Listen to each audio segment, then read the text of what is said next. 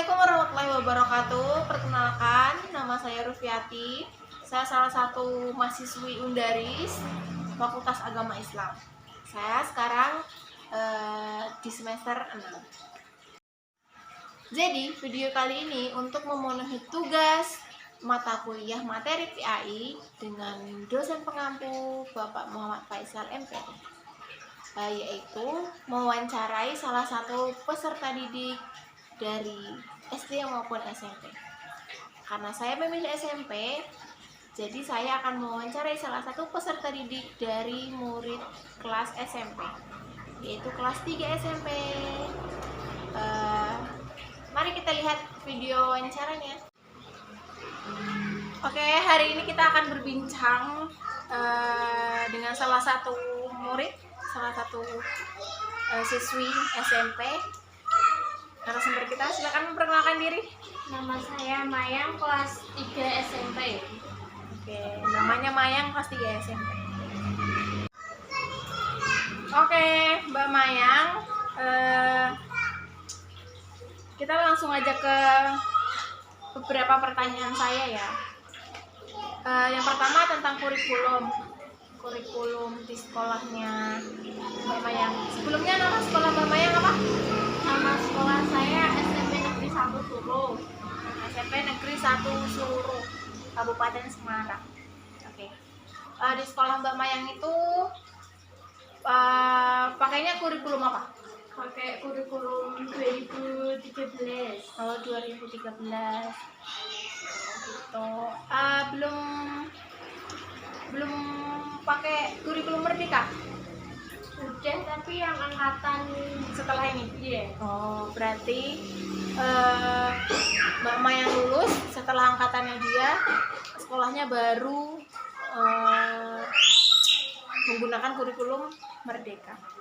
Nah, jadi angkatan Mbak Mayang itu adalah angkatan terakhir yang menggunakan kurikulum 13.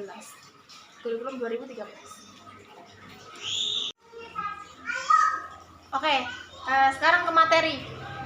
Kalau di sekolahnya itu materi-materi PI-nya apa aja sih Mbak Mayang? Materi PAI yang saya dapatkan di kelas 3 SMP ya, Iya. meyakini hari akhir, jujur dan menepati janji, terus taat kepada orang tua, guru, zakat, terus ibadah haji, optimis, ikhtiar dan tawakal, dan beriman kepada qada dan qadar. Kemudian menghasilkan pribadi yang unggul dengan tata krama, santun dan malu, menyayangi binatang dalam syariat penyembelihan, akikah kurban, menunjukkan kepedulian umat, menelusuri tradisi Islam Nusantara, menyuburkan kebersamaan dan toleransi, dan menghadapi perbedaan. Jadi Mbak Mayang itu di sekolah mendapatkan pinjaman buku. Mbak Mayang di sekolah dapat LKS nggak? Enggak. Disuruh beli buku? Enggak. Jadi di sekolahnya Mbak Mayang di SMP Negeri 1 Suro, mereka itu tidak disuruh membeli buku ya seperti LKS ataupun dan sejenisnya. Mereka hanya dipinjami buku dari sekolah seperti biasa, Kementerian Pendidikan dan Kebudayaan Republik Indonesia. Jadi murid-muridnya itu hanya dipinjami buku seperti ini, gitu. Nah, yang tadi dibacain sama Mbak Mayang itu adalah materi-materi yang ada di sini, gitu. Jadi materi-materi ini yang diajarin oleh gurunya, gitu. Jadi acuan bukunya untuk muridnya ini. Oke, lanjut ke pertanyaan yang ketiga ya, mengenai pendapatnya Mbak Mayang dengan materi-materi PAI yang sudah dipelajari Mbak Mayang. Ya, menurut pendapat saya ya ada yang susah dan ada yang gampang. Terus susahnya itu ya seperti menghafal, terus mengerti tajwid, ya gitu. Terus gurunya juga jarang menjelaskan dan jarang masuk kelas. Jadi gurunya itu cuma datang memberikan tugas, seperti merangkum gitu ya. Memberikan tugas, merangkum, terus ngerjain soal-soal. Iya. Kemudian ditinggal gitu. Iya. Kemudian ditinggal, terus nanti gurunya kembali lagi menjelaskan atau tidak? Atau jarang? Kita nggak bertanya ya nggak dijelaskan. Jadi gurunya itu hanya datang, memberikan tugas, lalu ditinggal, entah tugasnya ngerjakan soal ataupun ngerangkum ya Mbak Maya. Setelah itu dia kembali di jam-jam terakhir, mau habis ya, di jam-jam terakhir. Kalau ada yang bertanya, dia akan jawab. Kalau tidak, sudah pelajaran pada hari itu selesai kayak gitu. Terus yang terus tugasnya ada menghafal juga, itu yang tadi yang sulit ya. Menghafal. Menghafalnya itu jadi menghafalnya itu hanya menghafal apa harus mengerti tajwidnya? Dia harus mengerti tajwidnya. Jadi menghafal dan harus mengerti tajwidnya itu. Nah, mengenai tajwidnya itu diajarin dulu nggak sama gurunya? Apa belajar sendiri? Belajar sendiri. Nanti kalau udah ya dijelasin sedikit. Jadi belajar sendiri dulu. Habis itu baru nanti kalau ya ada waktu ya mungkin dijelaskan sedikit gitu, seperti itu. Sekarang mengenai penilaian di kelas nih, penilaian di kelas. Cara gurunya menilai gimana? Dari apakah hanya dari ulangan-ulangan? Ulangannya ada apa aja? Ulangan harian, terus penilaian semester. Jadi ulangan harian, UTS dan ulangan akhir semester atau UAS. Seperti itu. Terus ada penilaian lain nggak? Misalnya ada apa gitu, disuruh apa ntar dinilai gitu? Ya hafalan itu tadi ya. Jadi selain ulangan harian, UTS dan UAS itu nanti ada penilaian dari hafalan, disuruh maju terus hafalan kayak gitu. Terus balik lagi tadi Mama yang tugas tadi ada yang bilang tugasnya disuruh ngerangkum gitu ya. Terus apa namanya, rangkumannya itu nanti dinilai apa enggak? Jadi rangkuman yang dikasih tugas buat ngerangkum itu tidak dinilai sama gurunya. Terus ngerjain soal. Kalau ngasih tugas ngerjain soalnya dari mana? Jadi gurunya. Ada LKS kayak gitu? Udah fotokopian. Jadi gurunya punya LKS pegangan guru kayak gitu, terus nanti di fotokopi terus disuruh kerjakan sama murid-muridnya gitu. Jadi soalnya dari LKS. Kemudian penilaian di luar kelas itu ada nggak, atau apa namanya, kegiatan di luar kelas lah gitu ya? Ada yang mungkin kayak sholat, nggak? Sholat duhanya tiap Jumat Sabtu tiap pagi. Sholat duha. Jadi sholat duhanya itu jadi Jumat sama Sabtu. Terus ngapain? Ya sholat, terus ada kayak tadarus.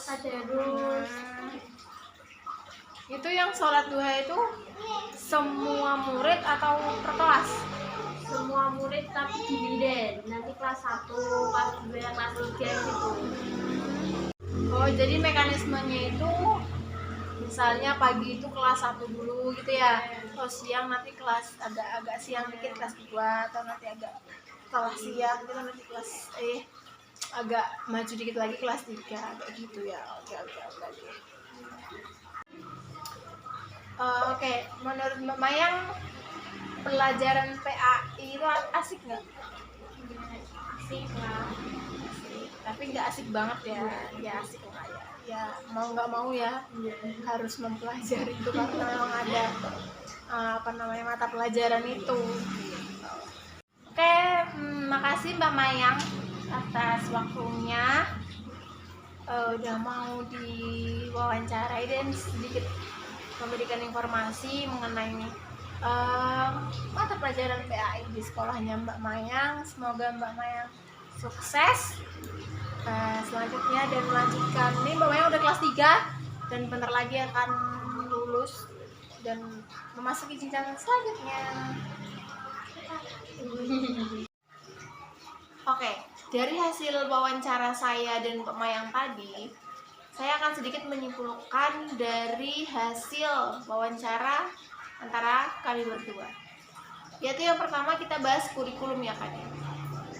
Jadi di sekolahnya Mbak Mayang, pas angkatannya Mbak Mayang, ternyata dia masih menggunakan kurikulum 2013. Nah, dia mengatakan bahwa tahun ajaran ini akan diterapkan yang namanya kurikulum merdeka. Jadi pas Mbak Mayang ini masih kurikulum 2013 ya, belum menggunakan kurikulum merdeka. Kemudian mengenai materi itu tadi udah disebutin ya sama Mbak Mayang, judul-judul materinya apa aja, terus dan lumayan banyak ya itu tadi. Dan menurut saya materi itu ya cukup padat dan cukup membuat pusing sedikit ya, karena di situ mereka ternyata ada ayat-ayat yang harus dihafalkan juga, terus ada tajwid teori yang ya lumayan banyak juga sih menurut saya. Kemudian yang ketiga adalah pendapatnya tentang materi. Jadi Mbak Mayang tuh mengatakan bahwa materinya itu sebenarnya ada yang menyenangkan, ada yang tidak. Jadi dia mengatakan bahwa ya yang tidak menyenangkannya mungkin ya disuruh menghafal seperti itu. Dan yang paling penting adalah di sini sebenarnya mengenai gurunya. Dengan materi yang banyak, yang lumayan menurut saya. Nah, dan Mbak Mayang juga bilang begitu. Guru, jadi di sekolah itu gurunya itu hanya datang masuk ke kelas, memberikan tugas ya bisa berupa merangkum dari buku. Nah itu tadi Mbak Mayang udah kasih lihat kita ya, buku dari Kementerian Agama itu dipinjemin dari sekolah. Jadi ketika saya menanyakan apakah dari sekolah itu mungkin ada LKS kah atau apa semacam buku gitu untuk menunjang pembelajaran, ternyata Mbak Mayang bilang nggak ada, hanya buku yang dipinjamin dari sekolah, yaitu yang Kementerian Agama itu ya. Nah guru itu cuma datang masuk ke kelas memberikan tugas, biasanya merangkum, terus disuruh baca buku itu gitu loh. Jadi setelah itu gurunya akan keluar, keluar, nanti dia akan masuk ketika jam-jam pelajarannya mau habis gitu. Nah terkadang datang pun setelah jam pelajarannya sudah habis gitu. Nah terus nanti ketika masuk kelas ada murid yang bertanya, maka itu akan direspon oleh gurunya. Ketika tidak ada pertanyaan, sudah tidak ada pembelajaran lagi, selesai gitu loh. Nah itulah kekurangannya menurut saya. Nah di kurikulum 2013 sebenarnya ada kelebihannya yang bagus, yaitu membuat siswa peserta didik lebih kreatif, lebih membuka pemikirannya gitu, lebih religius seperti itu. Tetapi dengan dituntutnya peserta didik lebih aktif, itu justru menjadi kekurangan, ada titik kekurangannya juga di situ, di mana di gurunya. Jadi gurunya itu karena di kurikulumnya itu sudah ditutup peserta didiknya yang aktif, maka menurut guru itu beliau tidak usah untuk menjelaskan materi gitu loh, karena pemikirannya guru itu biarlah si peserta didiknya mengeksplor dengan membaca, dengan mencari tahu seperti itu, dan guru itu hanya mengarahkan saja, hanya memberikan pengarahan. Ketika mereka bertanya, dia akan memberikan pengarahan, kalau tidak ya sudah gitu loh. Nah, kekurangannya di situ. Padahal walaupun memang peserta didik itu dituntut untuk aktif, tetapi penjelasan seorang guru itu penting gitu, sangat penting. Jangan dengan berdalih ada kurikulum 2013 yang menuntut peserta didik untuk aktif, maka guru pun menjadi malas-malas untuk menjelaskan materi gitu. Nah, kekurangan dari kurikulum 2013 sekarang juga adalah kurangnya kreativitas dari guru, karena sudah ada dengan peserta didik harus lebih kreatif seperti itu, maka guru pun kurang kreatif dalam mencari strategi untuk bagaimana peserta didik bisa benar-benar kreatif, ya benar-benar kreatif mencari informasi dengan pengetahuan yang mereka cari ya dari buku dan lain sebagainya. Satu hal yang menarik ya dari sekolahnya Mbak Mayang adalah menerapkan Jumat Sabtu itu sholat duha. Nah, ketika memang Mbak Mayang mengatakan bahwa ada saatnya sholat duha itu barengan, satu sekolahan ya, ada kalanya seperti itu.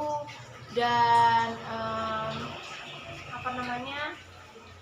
kalau misalnya mungkin lagi ada padat pelajarannya, jadi bergantian gitu, jamnya bergantian, sekarang kelas 1 dulu, nanti setelah selesai baru kelas 2, baru kelas 3, seperti itu. Terus yang menariknya lagi adalah tadarusan. Nah, ada tadarus di situ dari surat Ad-Duha sampai An-Nas. Nah, yang terakhir pembahasannya adalah tentang penilaian kelas ya. Jadi gurunya Mbak Mayang ini, guru PAI-nya itu sama lah halnya. Untuk penilaian sih dia hanya mengatakan ya seperti ulangan harian, kemudian UTS, kemudian ya UAS seperti itu. Dan biasanya ketika ada materi-materi yang ada ayat-ayatnya, itu gurunya itu memberikan tugas menghafal. Nah, menghafal ayat tersebut beserta artinya dan beserta tajwidnya seperti itu. Nah, tadi Mbak Maya bilang ya bahwa di menghafal itu kan dituntut untuk mengetahui tajwid. Nah, seharusnya ketika materi itu adalah guru juga memberikan pengarahan tajwid, cara membaca, penghafalan, pelafalannya bagaimana yang benar seperti itu. Jadi tidak hanya peserta didik mencari tahu sendiri, tapi harus mendengar gitu.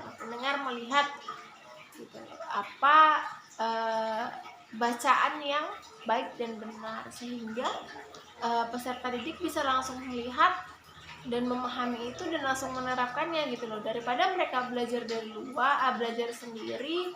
Ya itu bagus, tapi kan terkadang dari guru itu butuh pengarahan juga gitu, biar lebih benar, yang benar itu seperti apa, seperti itu. Oke, yang terakhir saran dari saya adalah yang pertama sumber belajar. Sumber belajarnya itu ya kalau bisa tidak hanya satu sumber saja. Kan tadi peserta didik dituntut untuk aktif seperti itu, tetapi ketika sumber belajarnya hanya satu seperti itu kan kurang lah menurut saya. Mungkin pembelajarannya bisa lebih kreatif lagi seperti itu. Dan yang kedua lah adalah guru yang lebih aktif. Guru juga harus ikut aktif, jadi jangan hanya peserta didiknya, gurunya pun harus ikut aktif. Gimana nih gitu loh, si peserta didik ini dapat benar-benar mengeksplor gitu loh, benar-benar mencari pengetahuan baru, terus dia bisa belajar gitu ya, menggunakan strategi-strategi lah gitu loh. Mereka benar-benar bisa aktif gitu loh. Jadi jangan hanya mengandalkan peserta didik harus aktif, kemudian mereka malah guru-gurunya malah bersantai seperti itu. Ya mungkin kalau pelajaran PAI sesekali bolehlah belajar di perpus, di perpustakaan gitu. Ayo kalian boleh belajar, kasih tugas atau gimana, nanti kalian boleh mencari jawabannya dari beberapa buku yang ada di perpus gitu. Jadi mereka tidak hanya terpaku dengan satu buku saja gitu loh, mereka pun juga bisa membaca beberapa buku gitu. Ya lebih kreatif saja, lebih kreatif juga. Jadi jangan terpaku kepada peserta didik yang selalu harus dituntut aktif. Kemudian setahu saya di kurikulum 2013 itu memang peserta didiknya itu pulangnya sepertinya lebih lama ya, karena padatnya materi harus mereka kuasai, sepertinya kayak gitu. Pulangnya lebih lama. Mbak Mayang pun juga bercerita dia pulangnya lumayan lama juga gitu loh di sekolah gitu loh. Nah dengan pulang yang terlalu lama itu kan cukup menguras tenaga peserta didik. Udah mereka harus mengeksplor sendiri seperti itu, dan pulangnya juga lebih lama. Kenapa saya mengatakan begitu? Karena saya pada saat sekolah pun pernah jadi ketika saya masuk sekolah SMA itu pertama kali diterapkannya kurikulum 2013. Jadi saya merasakan waktu itu kurikulum 2013 itu gitu, dan cukup menguras tenaga. Dan benar adanya seperti kayak Mbak Mayang gitu, bahwa guru itu jarang mau menjelaskan, cuma masuk ngasih tugas, kalian baca buku ini atau kalian kerjakan soal ini gitu. Terus gurunya masuk ketika jam-jam terakhir, jam-jam pelajarannya mau habis, terus ditanya ada pertanyaan, enggak, ya sudah selesai gitu. Nah seperti itu kekurangannya di situ gitu loh. Dan mata pelajarannya dan materinya itu ya lumayan padat juga, dan pulangnya memang lama itu, dan itu membuat benar-benar capek banget. Dan udah pulangnya lama ya kan, kita udah otaknya sudah terkuras dengan harus aktif itu tadi, dan pulangnya pun dikasih tugas seperti itu sih. Mbak Maya juga mengatakan itu yang kurangnya, yang bikin capeknya juga gitu sih. Di sekolah tuh udah disuruh ngerangkum gitu katanya, suruh ngerangkum, terus pulang masih kasih tugas gitu, pulang juga lama. Nah itu cukup menguras tenaga pikiran gitu, jadi kasihan ke peserta didiknya juga. Oke, itu tadi video wawancara saya dan Mbak Mayang, dan beberapa kesimpulan yang udah saya utarakan tadi. Mohon maaf jika ada kekurangan, karena saya pun masih belajar, dan